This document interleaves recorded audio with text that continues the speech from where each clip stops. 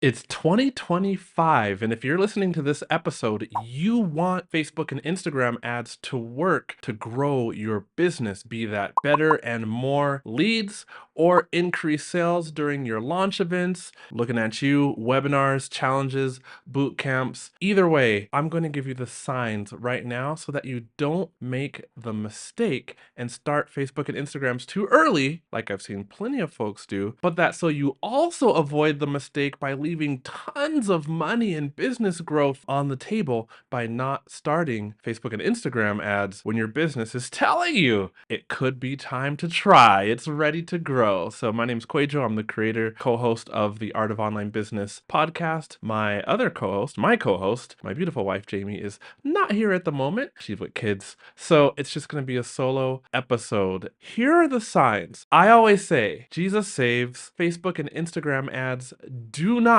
And that means you have to tell and find the signs in your business that it's ready for ads. Otherwise, you'll just start ads and burn money. And we don't want that, do we? So here's the first thing is don't run lead magnet ads just to grow your email list if you don't have an offer to monetize that email list, if you will, later on down the line in your funnel, okay? Because the first sign is that you have an offer that is selling organically by itself. And when I say organically, I specifically mean if you launch or if you have boot camps or if you have webinars, then that offer is selling well, quite well. And you're like, shoot, I'm just making lots of money here. You need to be tracking your earnings per lead. And all that means is, let's say you have a webinar and you have 500 leads come in. You need to track your total revenue from that webinar and then divide that revenue into the amount of leads that you had come in. And so hopefully you have a lot of revenue per lead. Could be $25, could be $60, but you need to know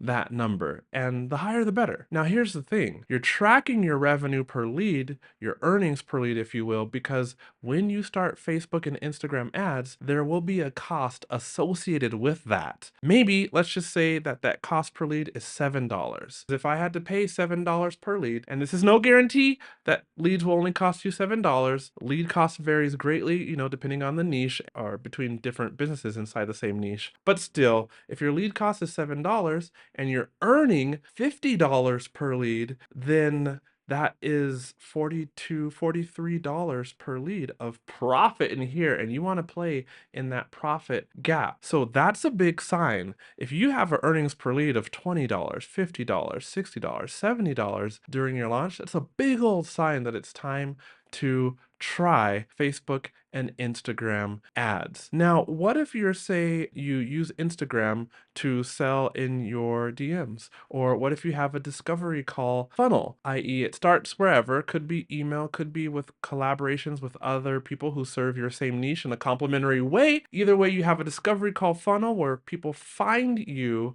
they fill out a form to express interest, and you hop on a discovery call with them. Well, start from the end. How much revenue are you making in a certain time frame from clients or sales calls that you've closed? Track how many sales calls it took to make that revenue. Track how many signups for sales calls, because don't we wish that everyone showed up to a discovery call it took to get whatever number of sales calls, right? And then track how many actions, if you can, that it took to get those signups for the discovery call. Now, if your jam is posting on Instagram stories and then people sign up for a discovery call, track that. If you're collaborating on other podcasts or maybe in other summits to get those discovery calls, track those collaborations. But the point is that you should end up, one, this is a secondary benefit, but you should end up knowing, okay, if I do this thing this many times, it makes me this much money. But at the end of the day, you want to know, how many leads did you get into that funnel? How many calls did you make? And how much are those leads thus worth, because you know how much revenue you generated in sales during discovery calls? What if you email your list and you sell directly to your list every month? Okay, so then start by looking at how much revenue you generated in that month from emails to your list, all right?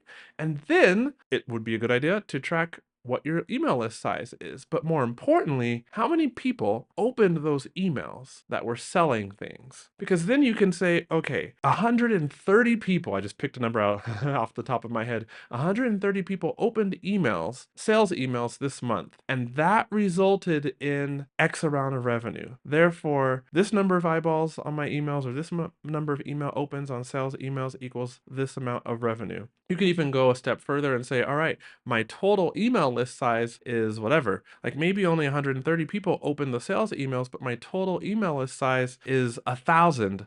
Therefore, a certain percentage, use the percentages to back up how much that total email list, every email subscriber could be worth. So you go from revenue in this scenario to the number of people that looked at your sales emails, all the way to a value, an earnings per lead if you want, per email subscriber. And then you have a number. Let's say your email subscribers are worth $5 each. Well, then you know that you could turn on ads, and as long as you get leads onto your email list for, let's say, $2, then you have a profit gap. Now, sure, that could be small, right? QUÄY.jo, am I only going to earn $3 per lead? Well, maybe initially if you're selling something to your email list every month, but don't forget, obviously you're going to be launching or doing some other sort of conversion event like a challenge or a boot camp. And also you probably have emails. Jamie and I, my wife, are working on this actually in our business where it's called like a secret upsell menu, a secret menu, if you will, where people are on our list and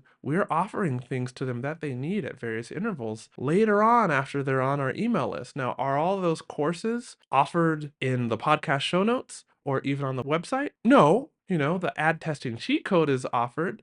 That's the $17 offer, but there's also the 2x ROAS Canva templates, which are just my best converting Canva static visual graphics that I've seen in client accounts over the years, and I've made templates out of those. There's also the 2x ROAS ad copy vault, which is just a handful of ad copy that's gotten over 2x ROAS and many times way over 2 times return on ad spend. I don't advertise that publicly, but it's definitely available in my email as part of the secret upsell menu. And there's other courses there to come, which we won't get into detail on this episode. If your offer is selling well organically, to sum things up, make sure that you know how much profit you're getting per lead.